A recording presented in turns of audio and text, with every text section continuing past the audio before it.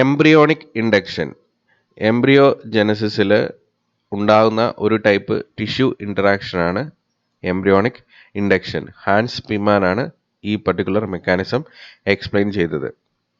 ഈ സെഷനിൽ embryonic induction എന്താണെന്നുള്ളതാണ് എക്സ്പ്ലെയിൻ ചെയ്യുന്നത്. Embryonic induction is the morphogenetic effect in which one embryonic tissue transmits a chemical stimulus that influences another part of the embryo to develop into a structure. അപ്പോൾ ഇതൊരു tissue interaction ആണ്, morphogenetic effect ആണ്. ഒരു particular embryonic tissue certain chemical സബ്സ്റ്റൻസിനെ അതിൻ്റെ surrounding എൻവയോൺമെൻറ്റിലേക്ക് release ചെയ്യും. അങ്ങനെ release ചെയ്യുന്ന ആ ടിഷ്യൂവിന് പറയുന്ന പേരാണ് ഇൻഡ്യൂസർ. ഇൻഡ്യൂസർ റിലീസ് ചെയ്യുന്ന കെമിക്കൽ സബ്സ്റ്റൻസിൻ്റെ എഫക്റ്റ് കൊണ്ട് സറൗണ്ടിങ് ടിഷ്യൂ ഏതെങ്കിലും ഒരു പർട്ടിക്കുലർ ബോഡി പാർട്ടായിട്ട് ഡെവലപ്പ് ചെയ്യും. അതായത് സറൗണ്ടിങ് ടിഷ്യൂവിൻ്റെ ഡെവലപ്മെൻറ്റിനെ ഈ ഇൻഡ്യൂസർ ആ കെമിക്കൽ സ്റ്റിമുലസ് ട്രാൻസ്മിഷൻ കൊണ്ട് ഇൻഫ്ലുവൻസ് ചെയ്യും. ഈ ഓവറോൾ പ്രോസസ്സിന് പറയുന്ന പേരാണ് embryonic induction.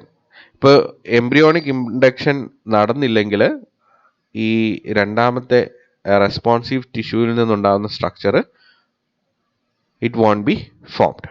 So it is a type of tissue interaction. നേരത്തെ തന്നെ പറഞ്ഞു, ഹാൻസ് പിമാൻ എന്ന് പറയുന്ന ഫേമസ് ആയിട്ടുള്ള ജർമ്മൻ എംബ്രിയോളജിസ്റ്റ് ആണ്. എക്സ്പെരിമെൻ്റൽ എംബ്രിയോളജിയിൽ വളരെയധികം കോൺട്രിബ്യൂഷൻ നടത്തിയ ഒരു സയൻറ്റിസ്റ്റ് എന്ന് പറയുന്നത്.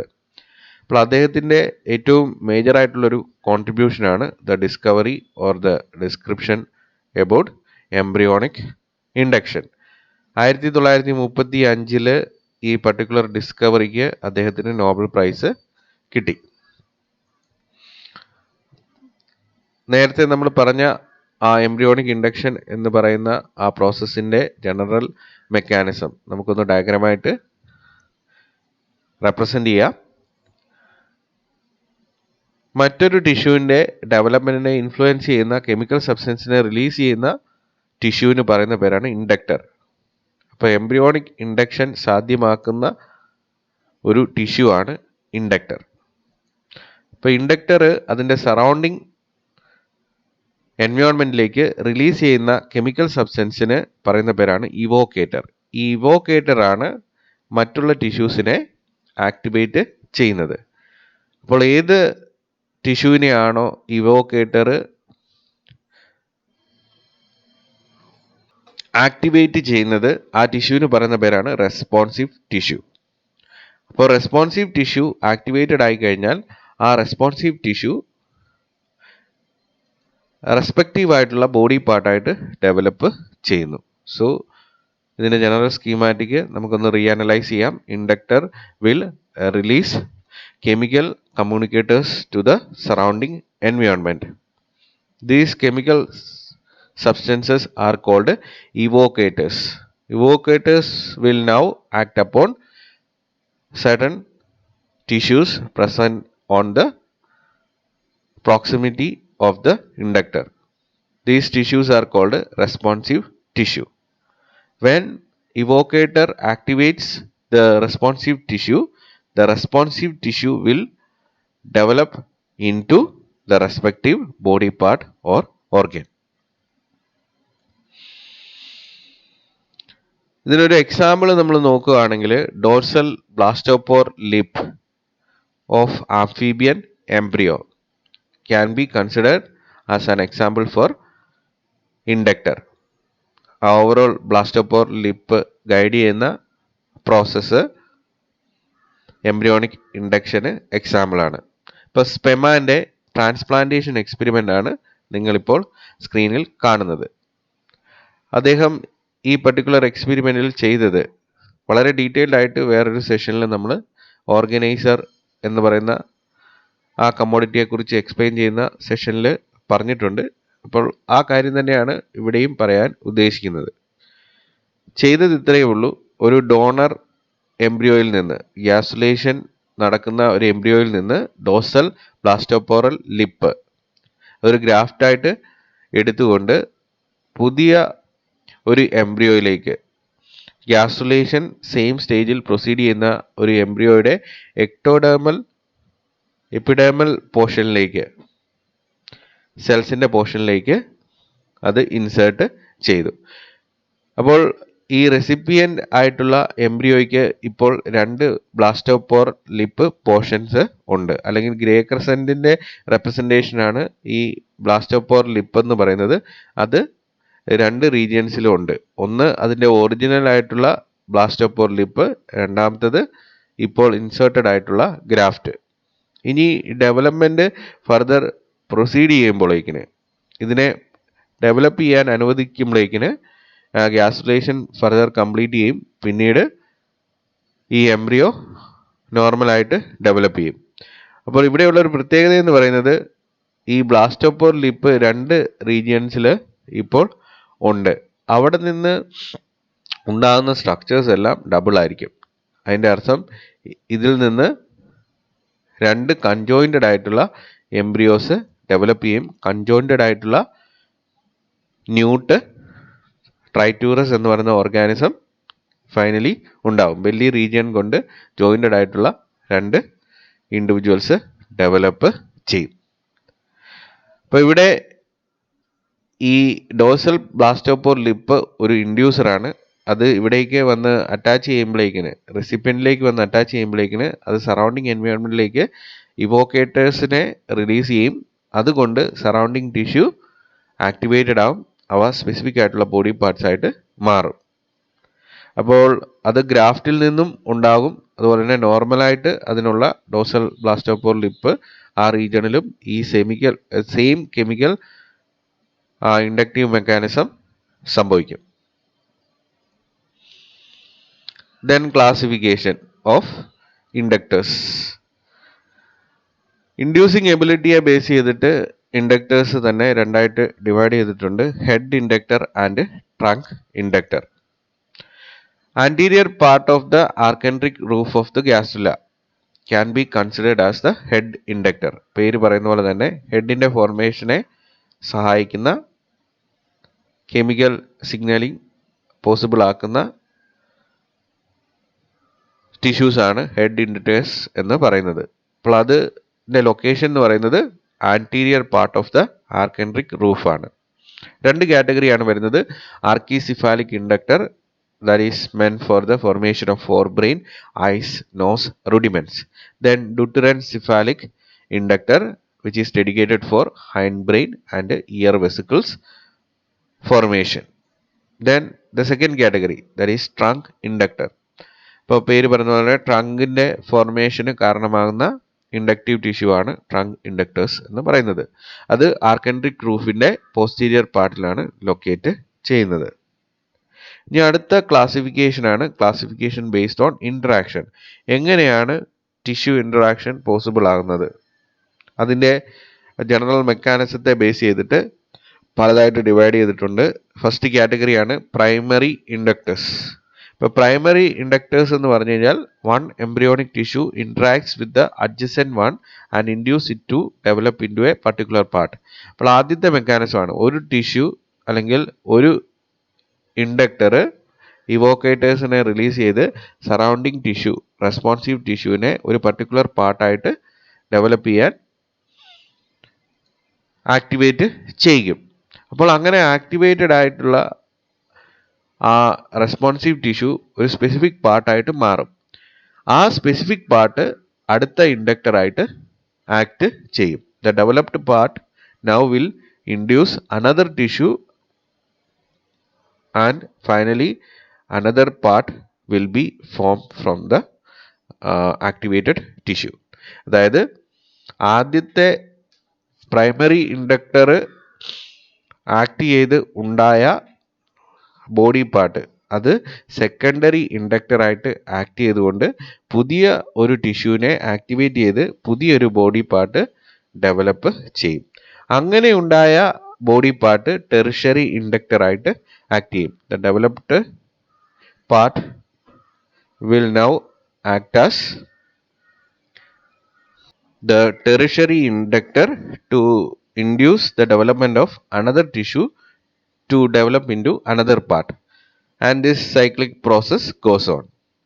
അപ്പോൾ ഇതൊരു കാസ്കേഡ് ഓഫ് റിയാക്ഷൻ ആണ്. അപ്പോൾ അതിൻ്റെ സ്കീമാറ്റിക് നമുക്കൊന്ന് മനസ്സിലാക്കിയെടുക്കാം.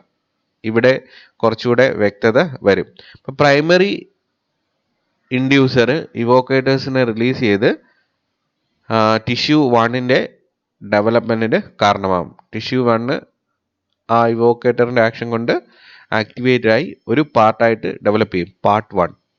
അപ്പോൾ ഒരു മനസ്സിലാകാൻ വേണ്ടിയിട്ടാണ് ഇങ്ങനെ പാർട്ട് 1 എന്നും ടിഷ്യൂ 1 എന്നും ഒക്കെ കൊടുത്തിരിക്കുന്നത്. അപ്പോൾ primary inducer induces tissue 1 and the tissue 1 now will develop into part 1. ഈ പാർട്ട് 1 എന്ന് പറയുന്നത് സെക്കൻഡറി ഇൻഡ്യൂസർ ആയിട്ട് ആക്ട് ചെയ്യും.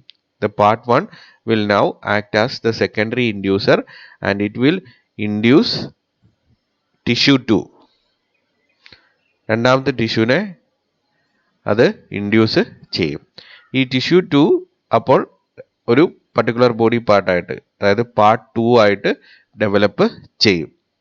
അങ്ങനെ ഡെവലപ്പ് ചെയ്ത പാർട്ട് 2 അത് ടെറിഷറി ഇൻഡ്യൂസറായിട്ട് ആക്ട് ചെയ്യും. ഈ ടെറിഷറി ഇൻഡ്യൂസർ അനദർ ടിഷ്യൂനെ, ടിഷ്യൂ 3യെ ഇൻഡ്യൂസ് ചെയ്യും. ആ ടിഷ്യൂ 3 പാർട്ട്